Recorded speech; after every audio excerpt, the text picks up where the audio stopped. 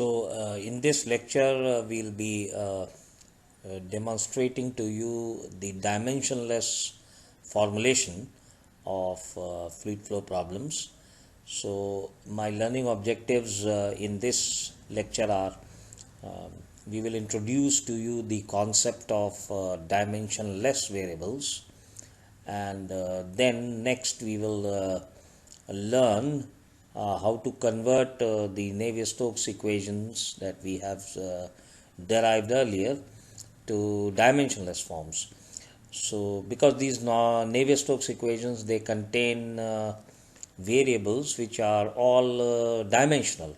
So when we are talking of dimensionless formulation, essentially we are aiming at converting the governing equations of fluid flow into dimensionless forms. So this is my second learning objective, and last is of course the product of this exercise of conversion of Navier-Stokes equations to dimensionless forms.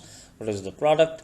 We can identify some dimensionless numbers or parameters that will surface into the dimensionless Navier-Stokes equations. Right. So let us start looking at the dimensionless formulation. So as we all know, the Navier-Stokes equations that we have derived earlier for an incompressible homogeneous constant property flow, they contain dimensional quantities. What are these dimensional quantities? Of course, the first are time and space coordinates that occur in these equations. Rather, they are derivatives, you can say. And then you have the flow variables, the velocity and pressure, and you also have some parameters, dimensional parameters like density and viscosity, which are just constant parameters or some numbers, okay, depending on the type of Newtonian fluid that we are dealing with. So this after this brief recognition of the fact that my Navier-Stokes equations contain so many dimensional, you can say, quantities, some of them being variables and some are of course parameters, fixed parameters like density and viscosity. So in a nutshell, we can say that we have a relation. These Navier-Stokes equations are some relations, right? Relations relating these quantities between several dimensional variables. Okay. So now this should connect you to something that you have learned earlier. I'm taking your mind back to the second year fluid mechanics course. So there we had learned that if we have some kind of a relation between let's say a set of dimensional variables, then using Buckingham Pi theorem, it is possible to reduce these dimensional variables by combining them into dimensionless groups or parameters. Okay, so this is something which we already know. So now in the present course, while we will not be using Buckingham Pi theorem to convert Navier-Stokes equations into dimensionless forms, we are trying to remind you that the idea of rearranging a set of dimensional variables into dimensionless groups or pi groups is something not new. So let us move ahead with this. In this case, why we are going for a different approach? Because you are more likely to use Buckingham Pi theorem when the relation itself is not known to you. You only know that in a particular phenomena I have these many dimensional variables which are involved, without really knowing what relation in which they are involved. What is the relation or relations rather connecting these dimensional variables. So, but in our case, the relations are very well established by now. We already have seen the governing equations for fluid flows, general viscous flow, as well as viscous flow of Newtonian fluids, and the equations for incompressible homogeneous constant property flow, which we uh, have derived earlier as Navier-Stokes equations. So these viscous flow models are very well developed now, and of course the connected and related boundary conditions and initial conditions also have been discussed. So taken together, the governing equations and the boundary conditions, initial conditions for a specific flow problem, the two taken together is what is referred to as the mathematical model of a given viscous flow. Okay. So since these relations are known to me, so I don't have to necessarily use the Buckingham pi theorem to find out my dimensionless pi groups or dimensionless parameters. I can do it through a more rigorous and alternative way, which we are now going to learn in this lecture. So the basic idea in converting the Navier-Stokes equations or even any other type of equation, अगर आपके पास कोई equation है, dimensional equation है, तो आप उसको non dimensional conversion कर सकते हैं. उसके पीछे जो बेसिक आइडिया है, let us try to understand that. We can convert it into dimensionless form by replacing all dimensional variables. Now please look at the stress being I will underline the two words dimensional and variables. So I want to pay special attention to them. So they have to be dimensional, and of course any non-dimensional parameter which is there in the governing equations need not be converted. Okay, it's already in dimensionless form. So therefore all dimensional variables. Now this second word variable is important. Now variables में क्या चीज count हो रही है? Brackets में I have written including space coordinates and time, as they are also variables. Why they are variables? See, time keeps on moving. Okay, time is not a fixed coordinate, and space coordinates जो हैं वो भी एक certain range में vary करेंगी in the flow domain, right? Because you have a well-defined geometry of the flow domain, so the coordinates vary within a certain range. So all these are basically not fixed numbers but some variables. Okay, they may not be flow variables but they are variables. So that's why here we are not making a distinction when we say variables. Variables means any quantity which has a variable kind of a magnitude. Okay. And of course, flow variables are of course there. So in addition to flow variables, I have time and space coordinates also as variables. Okay. So all these have to be converted into corresponding dimensionless variables first. So how is this achieved? Look at what I have written. A very simple kind of way. The dimensional quantity Q is expressed as product of scale of the quantity and the dimensionless value. Okay, the dimensionless variable, you can say, the corresponding dimensionless variable Q star. So Q dim is equal to scale times or QS multiplied by Q star. So Q is the dimensional, Q dim or Q is the dimensional variable, and it can be expressed as a product of corresponding dimensionless variable Q star and multiplied by the scale of that variable. So let's try to understand what is the scale, what is the meaning. So I've written below the word scale.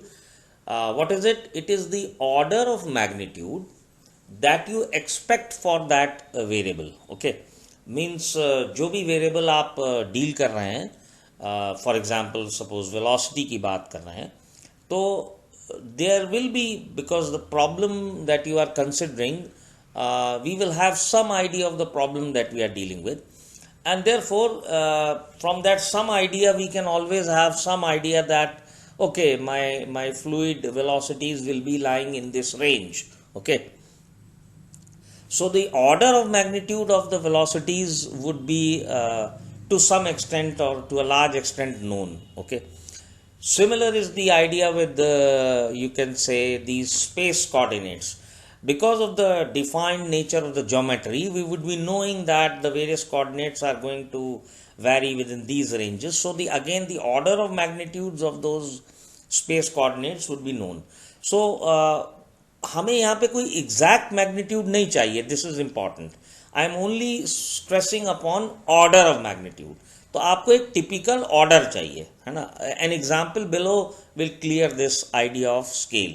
Okay, so for example in a group of 60 students, let's say in a class, we consider the height of a student. उसको मैं से H एक variable की तरह treat कर रहा हूँ, because height will be different for different students. So I have a variable by the name of h, which is representing height of a student.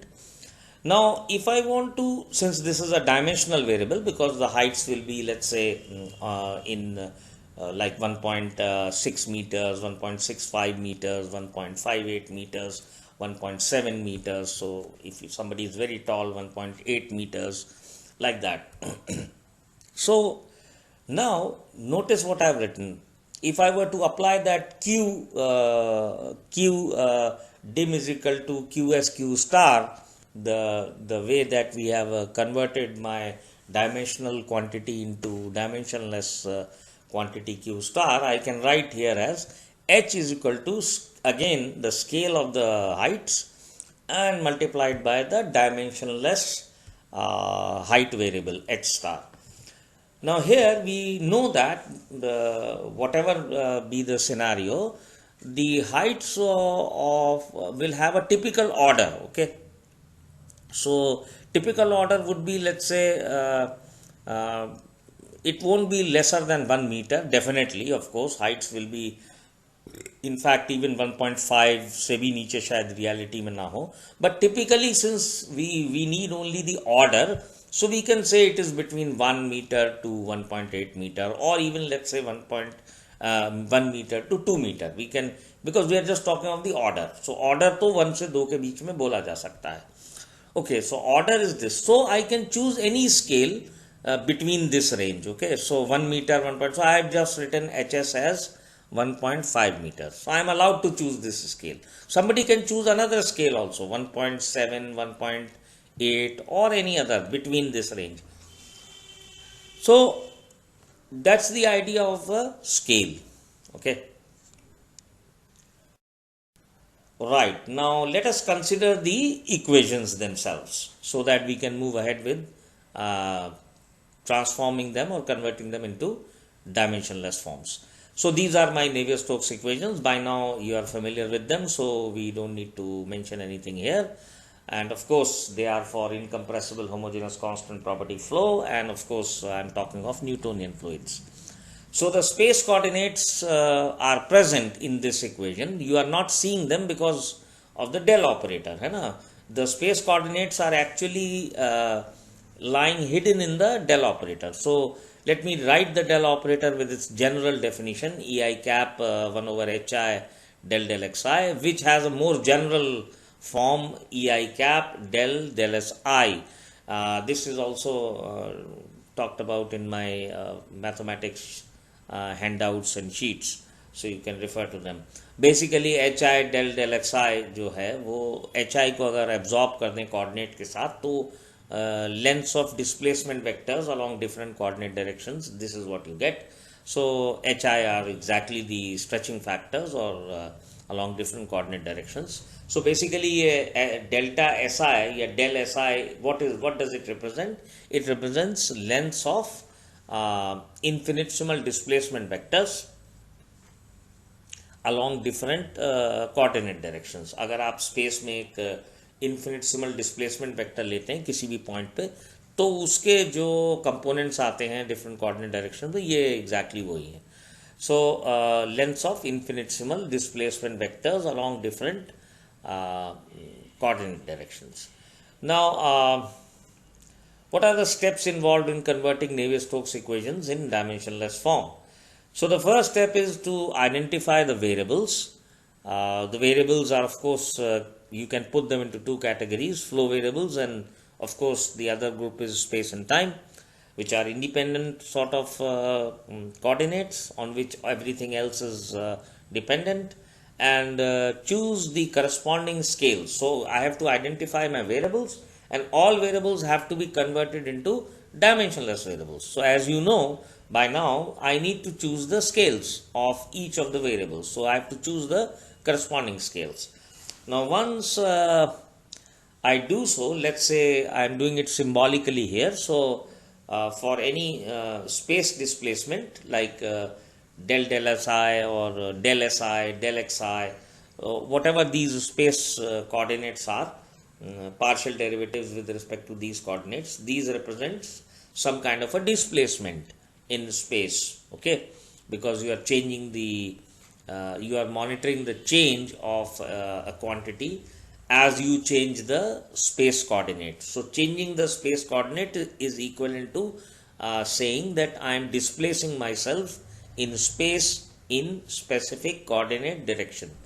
That is the meaning. So space displacement is a dimensional quantity, and so it can be written as some length scale ls into space displacement, which is non-dimensional. So all non-dimensional variables I am writing as a star, continuing with the same notation. Q dimensional is equal to scale qs into q star. So that notation I keep following. Time, which is t, is written as time scale into t star, and velocity vector is written as u scale, which is the velocity scale, and v vector star. And similarly, pressure is equal to p scale, pressure scale, and p star. So p star, t star, v star, and space displacement star, these are the corresponding dimensionless variables. Now, there's another point that I want to make, because when we go into the textbooks of various written by various authors in fluid mechanics, we may find some variations as far as choosing the pressure, non-dimensional pressure. How we can, what are those differences? Let us try to understand. Now, there's one thing to be noticed in the Navier-Stokes equations. The pressure appears as gradient of pressure, okay. So gradient involves first derivative with respect to space of the scalar quantity thermodynamic pressure. So if I choose to work with, instead of absolute pressure, I choose to work with gauge pressure, okay. Gauge pressure, जैसा कि आप जानते हैं, is nothing but P minus some reference pressure. Normally that reference is chosen to be the standard atmospheric pressure, but ये ज़रूरी नहीं है. Gauge pressure हम कोई भी कन्वीनियंट रेफरेंस जो हमारे सिस्टम में एग्जिस्ट कर रहा है, हम उसके रिस्पेक्ट में भी गेज वैल्यूज़ ले सकते हैं. सो एनीवे, यहाँ पे जनरलिटी रिटेन करने के लिए, just to keep matters as general as possible, I can define gauge pressure Pg as P minus P naught. Now notice that in the Navier-Stokes equation, it doesn't make any difference whether you work with absolute thermodynamic pressure or you work with a gauge pressure. Why? Because for the incompressible constant homogeneous constant property flow, the pressure the Navier-Stokes equation contains minus grad P as the pressure force. Now so if I substitute for P as Pg plus P naught, because gauge pressure is P minus P naught, so P naught being a constant number, the gradient or partial derivatives with respect to space will vanish. So therefore I can say that Navier-Stokes equation pressure force term, the pressure force term remains unaffected, because grad P is same as grad Pg, since P naught is a constant or a fixed value. So therefore I can equally well work with a gauge pressure. There won't be any problem as far as the governing equations is concerned. The only thing is I need to just remember that if I have chosen to work with gauge pressure, then my Navier-Stokes equations contain gauge pressure and not the absolute pressure, so that I can correctly impose the pressure boundary conditions. That's all. Now the gauge pressure can be converted. So if we are working with gauge pressure, I have to convert the gauge pressure into a dimensionless gauge pressure. So that's why Pg is equal to Ps. Again, this is some scale of the gauge pressure, and Pg star. So this takes care of the variations that you may encounter when dealing with the Navier-Stokes equations in various texts on fluid mechanics. The use of gauge pressure is for ease and convenience in engineering practice, and in many even flow analysis softwares also we find that they prefer to work with gauge pressures with atmospheric pressure as the reference. Okay. Now for non-dimensional approach, we can work with absolute pressure also, that I have already shown. So choice is ours. We can work with absolute pressure as well as gauge pressure. So let us keep continuing with the absolute thermodynamic pressure. The gauge pressure exercise was just to show you that you have an alternative. So you note that the parameters density rho naught and dynamic viscosity mu naught are left as it is and not converted into dimensionless parameters. तो ये बात ध्यान देने की है, ये जो मैं steps that I am highlighting which are involved in converting NS equations in dimensionless forms, you only convert your dimensional variables हैं, नॉट एनी कांस्टेंट पैरामीटर. अगर कोई कांस्टेंट पैरामीटर्स हैं, they are left as it is, they are not converted into dimensionless parameters. You will soon see why it is so. Okay, only variables are converted. So ये मैं बार बार stress कर रहा हूं कि आपको डायमेंशनल वेरिएबल्स ही convert करने हैं. Okay, now converting the equations, let us go through the actual task of converting the equations. So convert करने के लिए जितनी भी चीज़ें जो ऑपरेटर्स हैं, जो पार्शियल डेरिवेटिव्स हैं और फ्लो वेरिएबल्स हैं, वो सब हमें पहले लिख लेने चाहिए so that there is less chances of committing any mistake. So सबसे पहले तो del ऑपरेटर को टेक केयर किया जाए because it involves the space coordinates. So del is, as I've told you, it can be written like this: ei cap del si. And since del si represents a space displacement, so it can be written in non-dimensional form as the product of length scale ls and del si star. So the partial derivative now changes, and you have 1 over ls taken outside, and the operator inside ei cap del si star basically can be interpreted as a dimensionless del operator. So make a note of this, what I am saying. Ei cap del si star becomes the dimensionless del operator, del star. So I can finally say that the dimensional del operator is same as 1 over ls and the dimensionless del operator, delta star.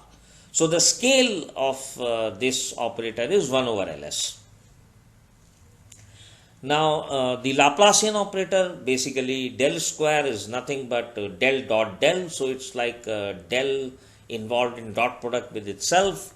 So it directly converts into 1 over ls square and del star square. So basically I am using the conversion twice, okay, for both the dels. So it becomes 1 over ls square and Laplacian, dimensionless Laplacian operator square. The dimensionless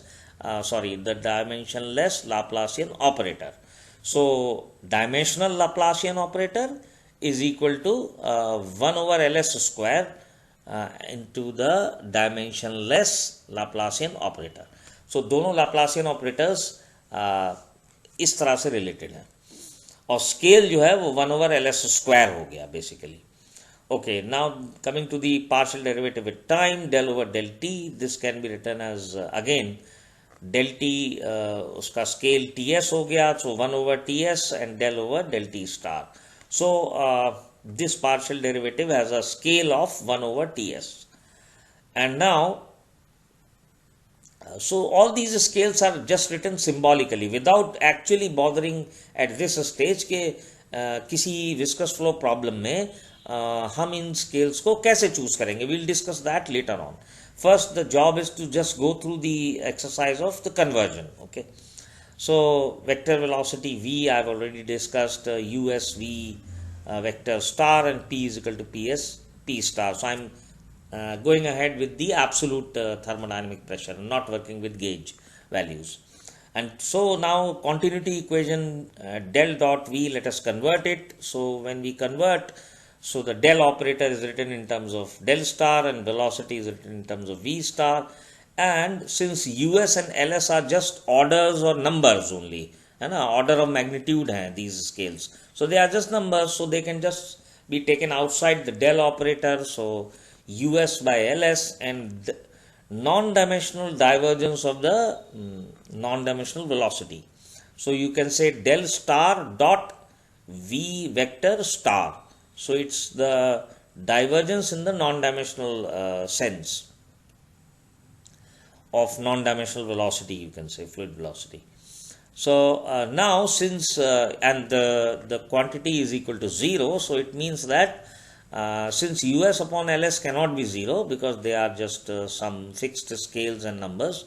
So what is 0? It's the quantity del star dot V vector star. This is equal to 0. So it means that when continuity is converted into a dimensionless form, it has the same mathematical form. Of course, the quantities are different now, they are dimensionless, but the form remains the same. Del dot V is the dimensional form and del star dot V vector star is equal to 0 is the dimensionless form. So continuity में कोई change नहीं है when we convert it to a dimensionless form, except that the variables are now, or the operators are now dimensionless. Now let us do this exercise for the momentum equation. Momentum equation को convert करना शुरू करते हैं. तो पहली step में I have done nothing but I have done the basic conversion of all the variables. So this is how the left hand side looks like, and the right hand side you can easily convert yourself using the above definitions of or the relations between the dimensional quantities and the corresponding dimensionless quantities.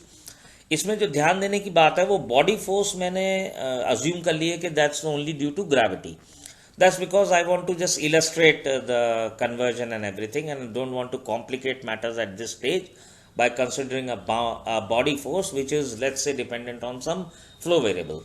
तो अगर वो ऐसा है कि body force only कोई external force field है जो कि फ्लूइड मोशन या किसी वेरिएबल पर नहीं डिपेंड करती है, तब आपको बॉडी फोर्स को भी कन्वर्ट नहीं करना है डायमेंशनलेस फॉर्म में. Okay, anything which is not a flow variable और space and time coordinates has not to be converted into dimensionless form. Okay, उसको ऐसे ही छोड़ देना है.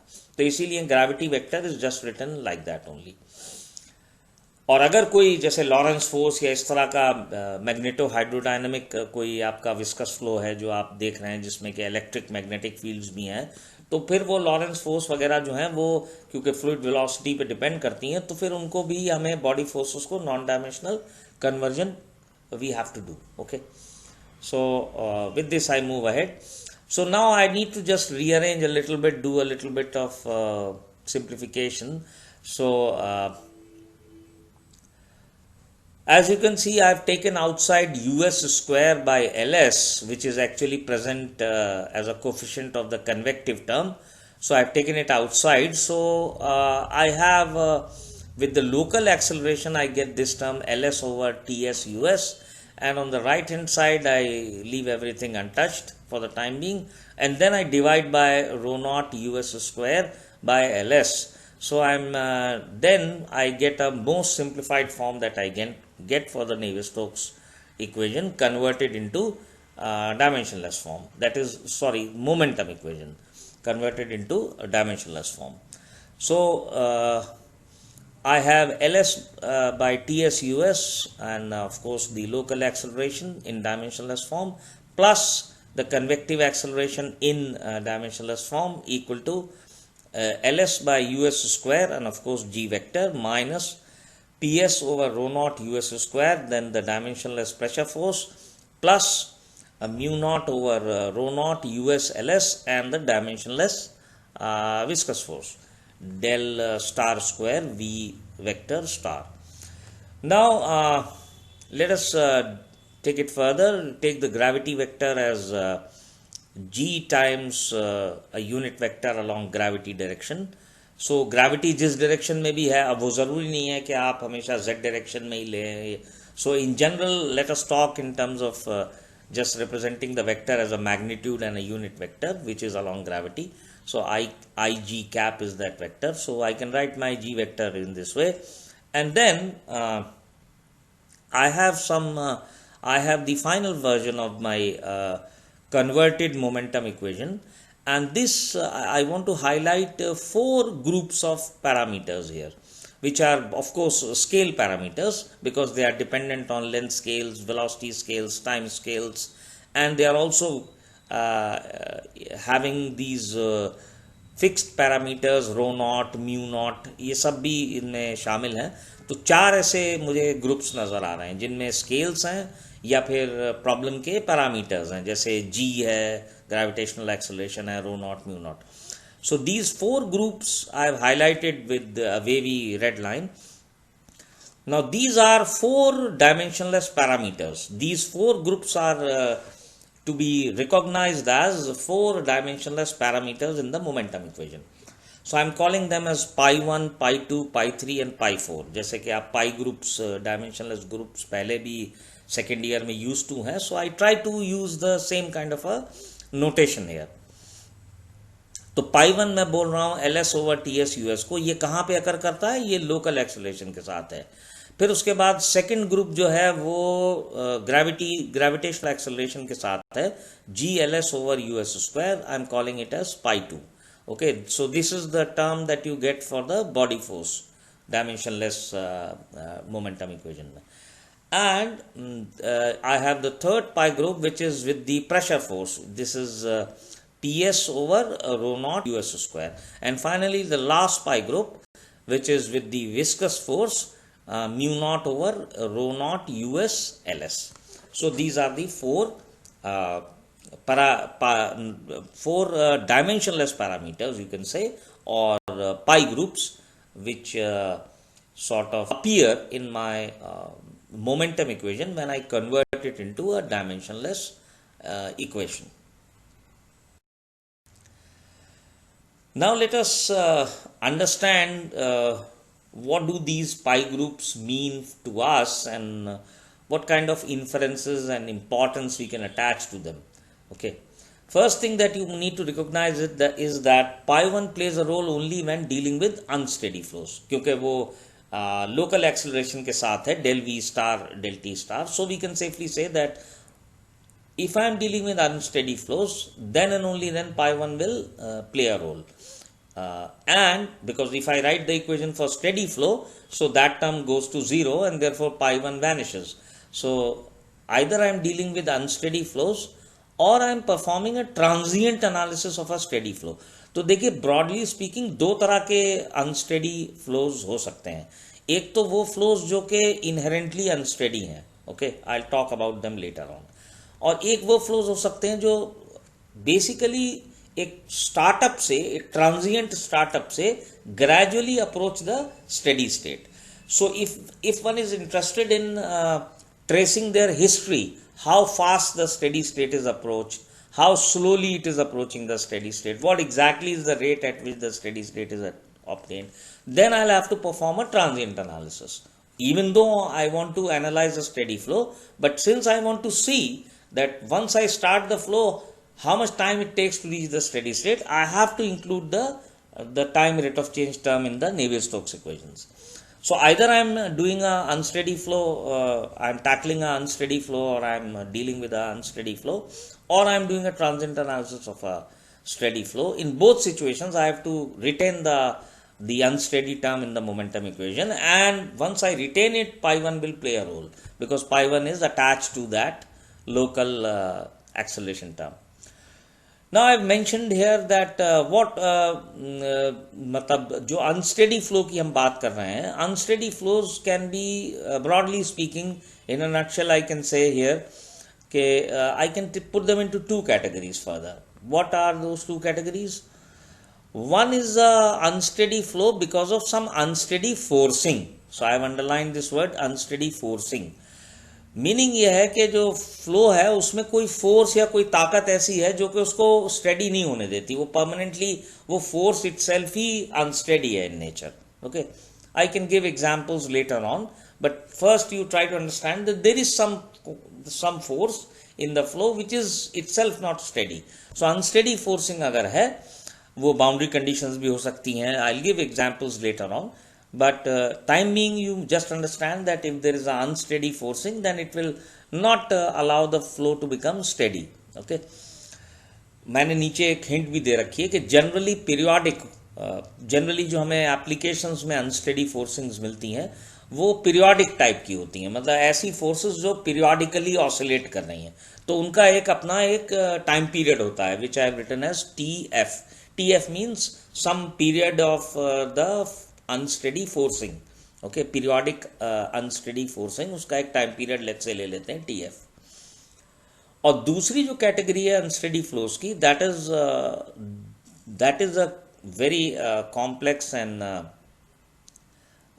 Rather intriguing category as far as I am concerned. और अभी सिर्फ आपको इतना जान लेना काफ़ी है कि due to some internal instabilities there are many flows which gradually become unsteady. तो आपने स्टार्ट लिया तो शुरू में तो वो अनस्टेडी नहीं है, पर धीरे धीरे some disturbances, something they grow in the flow because the flow is not stable to those disturbances. So due to some internal instabilities, flows become different flows become unsteady. A prime example is the example of turbulent flows. This you will study in the last unit of this course. So time being के लिए मान लीजिए कि एक cause जो है वो external है, there is some force which is unsteady, so it causes unsteady flow. और एक कॉज जो है वो इंटरनल है, इंट्रिंसिक है, फ्लो के साथ है. Okay, and that is related to its instabilities to certain disturbances. तो ये सिर्फ आपकी जानकारी के लिए. इधर नॉन डायमेंशनल एनालिसिस में ये प्रॉब्ली इतना इंपॉर्टेंट नहीं है कि अनस्टेडी फ्लो की कॉज क्या है. ओके, ये सिर्फ इसलिए बता रहा हूं सो दैट पाई 1 की इंपॉर्टेंस किस तरह के फ्लोज में है वो that should be very clear in your mind. Okay, so when the time scale TS cannot be assessed, which is the case when we have a transient analysis of a steady flow. अगर हम एक steady flow की transient analysis कर रहे हैं तो usually हमें time scale नहीं पता कि हम अपना टाइम जो है वो कहाँ तक लेके जाएंगे, कहाँ तक हम वेरी करेंगे अपने टाइम को, बिकॉज हमें पता ही नहीं है कि कब स्टेडी स्टेट आएगी सॉल्व करने से पहले. एंड सेकेंड कैटेगरी हो सकती है when we are dealing with unsteady flow caused by internal instabilities. तो इसमें भी नहीं पता कि मतलब धीरे धीरे जो डिस्टर्बेंसेस ग्रो करके फ्लो अनस्टेबल होगा तो how much time it will take eventually, and finally once the flow becomes unsteady, what may be its scale of variation in time. So therefore ये सब चीजें unknown है in इस category of flow में. तो when things are not known, then we select, normally the time scale is selected as LS over US.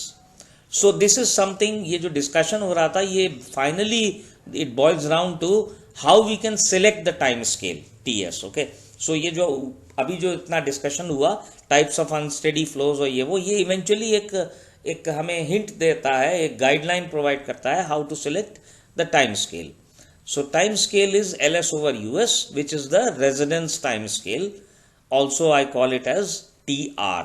So the residence time scale is LS over US, which is length scale over the velocity scale. तो इसका मतलब time scale को हम कहीं से अलग किसी consideration से नहीं क्रिएट कर रहे हैं. हमारे पास ऑलरेडी लेंथ स्केल और वेलोसिटी स्केल हैं. We are just using them and combining them to get the time scale, because by dimensional arguments LS over US has the dimension of time. So that's why it is known as a time scale, and this is the residence time scale. Why residence? Residence means on an average जो fluid particles हैं, because they are moving with a typical order of velocity of us, and you have the length scale in the geometry of your problem as ls. So on an average the time spent by the particles has an order of magnitude spent by the particles in your flow domain has an order of magnitude ls over us. That's why it is known as a residence time scale. Residence से मतलब on an average for how much length of time the particles reside in the flow domain of interest. That is what the meaning. So pi 1 becomes ls over, pi 1 is ls over ts us, and if my flows are of these two types, that is I am carrying transient analysis of carrying out a transient analysis of a steady flow, or I am dealing with an unsteady flow due to internal instabilities, I will be choosing ts as tr, and therefore pi 1 will become 1. This is very important. So pi 1 gets fixed at unity इस तरह के flows में. So therefore this is something interesting, that I don't have to worry about the value of pi 1 for such flows. It is normally fixed at unity by choosing the time scale as the residence time scale ls over us. However, अगर आपके पास unsteady forcing वाली situation है, यानी the other category है ना, ये transient analysis वाली या unsteady flow caused by internal instabilities, we are not dealing with these two flows. Suppose we are dealing with an unsteady flow which is caused by some unsteady, let's say periodic forcing, okay. So then the pi 1 will be equal to ls over us, and the time scale ts will be typically the time period of the forcing, unsteady forcing, and that time period of the unsteady forcing we can take as tf, okay, assuming the forcing to be periodic. तो tf अगर हमने लिया तो then pi 1 simply is the ratio of the residence time over the forcing time period, okay. forcing unsteady forcing का जो time period है tf, इन दोनों का रेशियो होगा pi 1. So pi 1 will vary, and depending on the what is the value of the residence time and what is the value of the period of the unsteady forcing term, or the unsteady forcing forcing quantity, okay. So this is something very interesting, and for pi 1. अब आते हैं, let us talk about the pi 2, which is the second group. So this is gls over us square, and I can manipulate it to write it as g over us square upon ls, which is I immediately recognize as gravitational acceleration upon the order of fluid acceleration, because us square upon ls, this is nothing but the order of magnitude of the left hand side acceleration term in the momentum equation. तो वो जो acceleration term है वो that is being represented by this, okay. And you can check with the dimensions also. us square upon ls has dimensions of acceleration, meter per second square, okay. So that's why I am writing it as order of fluid particle acceleration, or its inertia, you can say, measure of order of inertia. Now this pi group is in the name of, this is a very famous pi group. It was first introduced by a scientist by the name of Froude. It is read as Froude, not Froude. So Froude, and defined as Froude number, okay. Fr is equal to, Froude introduced his number as us upon square root gls. तो Froude ने इसको इस form में introduce किया था, F R is equal to US upon square root G L S. So we will establish the connection now. Therefore pi 2 जो है वो G L S over US square है. So we can say that pi 2 is 1 over Froude number square. तो इसका मतलब pi 2 जो group है वो essentially 1 over F R square है. Now for flows having very high F R, high F R का क्या मतलब है? The velocity US is much greater than the quantity square root GLS. Okay, so it means that pi 2 will become very small because pi 2 is 1 over fr square, and if pi 2 becomes small, it means that gravity terms in momentum equation, which are simply written as pi 2 times ig cap, they become very small and can be neglected. So now for the first time you are seeing that the beauty and the advantage of converting everything into dimensionless form. That means the equations, when converted into dimensionless form, or when we go from a dimensional world into a dimensionless world, we have these advantages that we can clearly see the relative importance of some of the terms in my equations. So if I find some terms are very weak, as physicists are very notorious for simplifying the real world complex problems by neglecting some very small and insignificant things. They don't always retain everything. So I can also do it with the Navier-Stokes equations. I can simplify them by removing some very less significant and very small effects which are not going to affect the overall balance if I remove them. So this is one of the advantages that come out of treating the equations in dimensionless framework. Okay. Now going to pi 3, because I have to go to pi 4, so let's move through quickly. Pi 3 is Ps over rho naught us square. And for incompressible homogeneous flow, if we apply, remember there's a Bernoulli's theorem, of course, that theorem has limitations.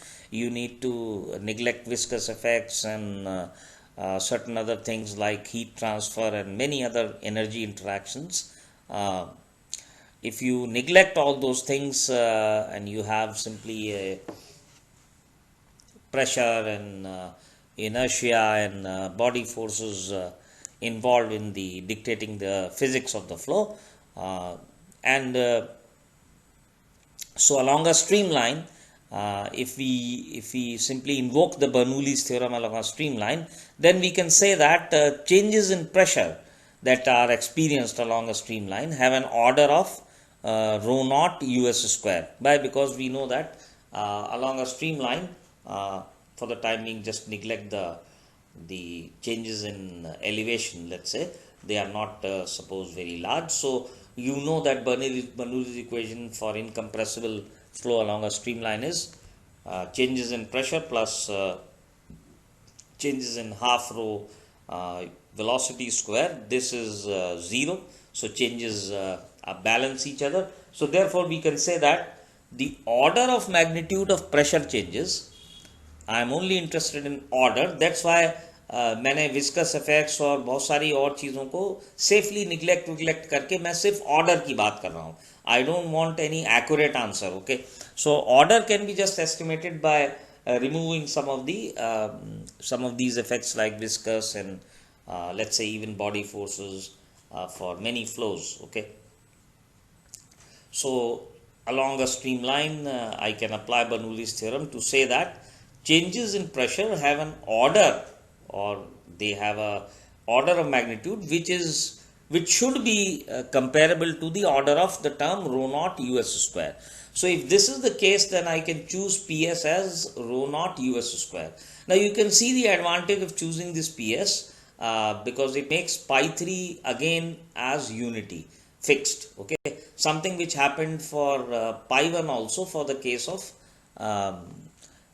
transient analysis of steady flows, or the case of unsteady flow caused by internal instabilities. Residence time जब हमने choose कर लिया था तब हमारा pi 1 भी fixed हो गया था यूनिटी. तो सिमिलरली यहाँ भी है, अगर प्रेशर स्केल आप वो बर्नूलीज थ्योरम से जो आपने एस्टिमेट किया है order of magnitude by looking at how much the pressure can change along a stream line, even if I neglect, let's say, the viscous effects. So it gives me a maximal sort of change और an ideal scenario में जो change आएगा pressure में उसका एक major दे देता है. So that is good enough for me as an order. Okay, so P S is equal to rho naught U S square अगर मैं चूज करता हूँ तो पाई 3 को मुझे बॉदर करने की जरूरत नहीं है बिकॉज उसकी वैल्यू फिक्स हो जाती है हर फ्लो में. So it becomes 1. So it just it is there but its value is fixed, so I don't have to bother about whether the value becomes high or low as was the case with pi 2. Okay, and now come to the last one, which is the most important pi group that you will have for any kind of a viscous flow. So mu naught over rho naught USLS, and I can rearrange it as pi 4 is equal to mu naught, then I introducing some quantities and balancing off the expression. So I can rewrite it as mu naught US over LS square multiplied by the reciprocal of rho naught US square upon LS. Okay. So this can be now interpreted as order of viscous stresses. Why order of viscous stresses?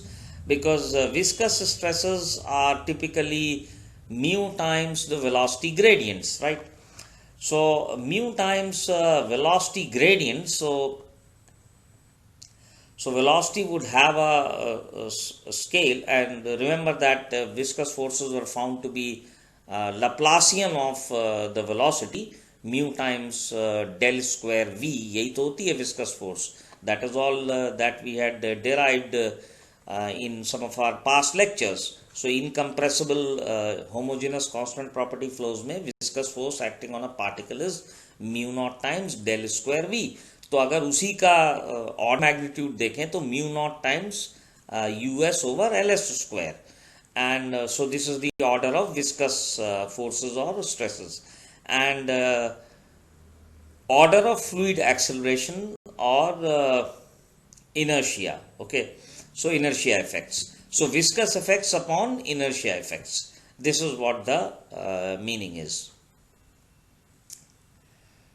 So now this pi 4 is important because it represents the ratio of the viscous effects to the inertia effects or order of fluid inertia effects. So momentum equation में viscous forces और left side पे जो आपका मास into acceleration term है, of course expressed पर unit volume, तो वो जो इनर्शिया फोर्स आप उसे कह सकते हैं, तो वो जो इनर्शिया फोर्स है mass into acceleration per unit volume, of course that those two forces are being compared by pi 4. Now this group was first introduced by it is related to a very celebrated and important dimensionless number for all viscous flows, and it was introduced for the first time by Reynolds. Reynolds is a name which no student of fluid mechanics can afford to forget even. Okay, so I believe once you have gone through both the courses, you'll remember the name of Reynolds like any other fluid mechanics student.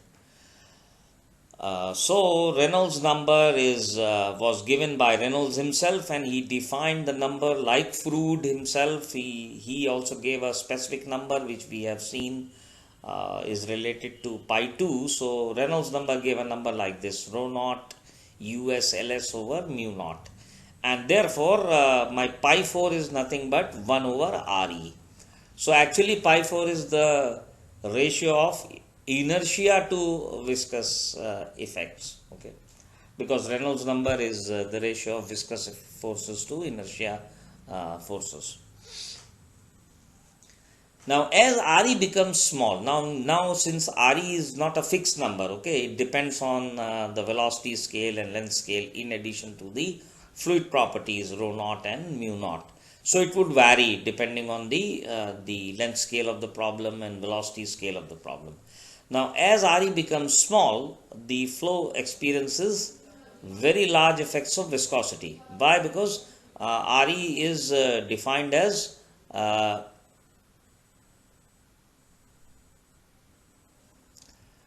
inertia over viscous effects, because Re is reciprocal of pi 4. So Reynolds number is defined as inertia effects over viscous effects. So as Re becomes small, the flow experiences large effects of viscosity, and correspondingly, if Re becomes large, the overall effects of viscosity become small. Now there is a word of caution here. That's why I've used the word overall effects of viscosity become small, but there can be certain regions in the flow which you will learn in due course of this viscous fluid flow course that we are currently running. So इसका जो exact solution के बाद जो third unit होगा वो boundary layers पे होगा, और boundary layers are exactly those small zones in the flow where the viscous effects are not small, though the Reynolds number is very large. So Reynolds number large होने का मतलब है कि सिर्फ overall effects of viscosity become small, but there may be some small regions in the flow where the viscous effects can be significant. So there is a word of caution. Word of caution क्या है? For any viscous flow, even if Re is very large, so Re large का मतलब है pi 4 is very small. So some students may be tempted to actually neglect the viscous forces in the momentum equation or the momentum equation of the Navier-Stokes equations, because pi 4 is very small. But this temptation is very short-lived. You cannot do it, because the moment you realize that the viscous term is 1 over Re del star square V vector star, and since it contains the highest order space derivatives of velocity, remember कि differential equation जो है ये space में second order है, because of this term it contains the highest order derivatives in space. So ये जो Navier-Stokes partial differential equations है, इसका highest order term जो है वो represent करता है. तो अगर Reynolds number large है, तो if you are tempted to drop this term, then you are not allowed to do it. Why? Because if you drop it, then what happens to your boundary condition requirements? Because the order of the differential equation would change, okay, and you are not allowed to change the order. Order अगर आप change कर दोगे viscous flow equations का, तो फिर आपके जो boundary conditions थे, जो हमने देखा था कि order से connected है, कि अगर आपके space में second order है तो दो boundary conditions चाहिए, तो उसी तरह से अगर आप ऑर्डर हाईएस्ट ऑर्डर टर्म को ड्रॉप कर देंगे या निग्लेक्ट कर देंगे, then we cannot meet the boundary condition requirement of the equations, and that's why we go wrong. So this is something very important. Okay, so we cannot neglect under whatever situation, however large the Reynolds number is, but 1 by Re del star square and V vector star, this term cannot be just blatantly and simply dropped from the Navier-Stokes equation. So you will learn more about this when we will be teaching you boundary layer phenomena in the third unit. तो ये word of caution के साथ और चारों हमारे पाई groups जो आए हैं उनकी इम्पॉर्टेंस और रेलेवेंस और ये सारी चीज़ें डिस्कस होने के बाद अब हम अपने लेक्चर को समराइज कर सकते हैं. Let us summarize our lecture now. So the first point that I want to make is that dimensionless formulations directly generate, यानी अगर आप अपने equations को, if the equations are converted into dimensionless forms, dimensionless formulation, the meaning is that you are converting your governing equations into dimensionless forms. So dimensionless formulations directly generate the dimensionless pi groups, है ना. Once if you convert the equations, you can readily identify the dimensionless parameters or pi groups. You may like to call it as pi groups. Okay, relevant for a given flow model, यानी आपके पास जो भी flow model है, हमने example लिया viscous incompressible homogeneous constant property flow का, तो उस flow में कौन कौन से pi groups important हैं या relevant हैं, नॉन डायमेंशनल पैरामीटर्स या पाई ग्रुप्स जो भी आप कहना चाहें, वो हमें डायरेक्टली पाई 1 पाई 2 पाई 3 पाई 4 डायरेक्टली निकल के आ गए थे. और हमने ये भी देखा कि किन सिचुएशंस में उनमें से कुछ ग्रुप्स जो हैं जैसे पाई 1 है या पाई 3 है, उसको फिक्स भी किया जा सकता है as unity. Okay, depending on the flow situations. At least pi 3 को तो परमानेंटली फिक्स किया जा सकता है for all kind of viscous flows as unity. Okay, now for rather many types of viscous flows, चाहे वो स्टेडी हो अनस्टेडी हो किसी भी तरह के हो, मेनी टाइप्स के लिए पाई 3 को 1 फिक्स कर सकते हैं. So it means this is an alternative to Buckingham pi theorem.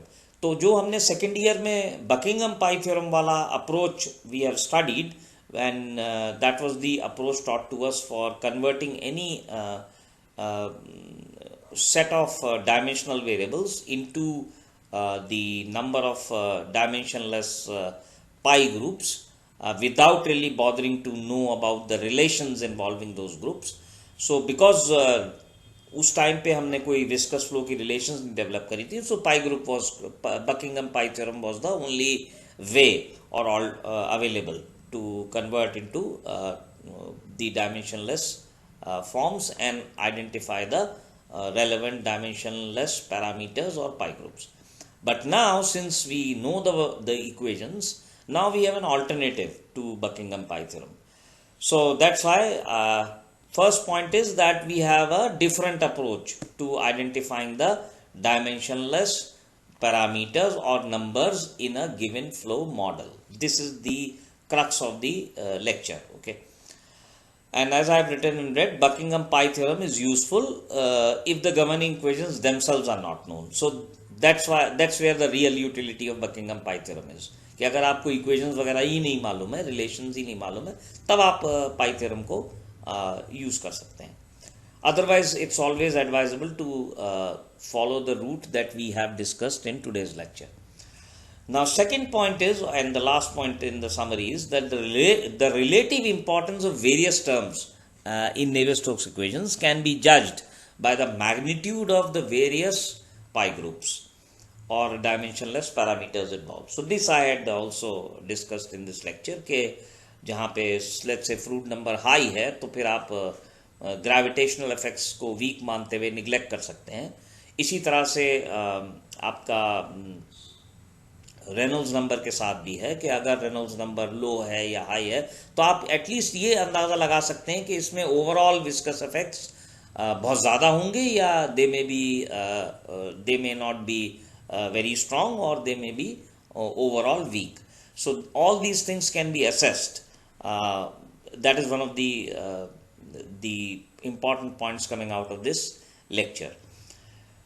तो later on we'll show that in fact ये ऑर्डर ऑफ मैग्नीट्यूड और साथ में ये डायमेंशनलेस कन्वर्जन, ये सब इतना इम्पॉर्टेंट है कि पूरा बाउंड्री लेयर का concept and the equations derived for boundary layers by a very famous fluid dynamist Ludwig Prandtl, तो वो सब कुछ पॉसिबली डायमेंशनलेस फॉर्मुलेशन की वजह से हुआ है. So dimensionless formulation combined with order of magnitude evaluations, they allow you to simplify your viscous flow models जो आपके पास होते हैं. आप उन नेवियर स्टोक्स या इक्वेशंस में से, गवर्निंग इक्वेशंस में से कुछ टर्म्स को डिक्लेयर कर सकते हैं कि ये वीक हैं and therefore you can and will not play a significant role and therefore you can drop them. But remember, as I have said, dropping में ये खास ख्याल रखना है कि हाईएस्ट ऑर्डर डेरिवेटिव टर्म्स को ड्रॉप नहीं करना है. बाकी terms can be safely dropped if they don't represent the highest order derivatives in the governing partial differential equations. So thank you very much for this lecture.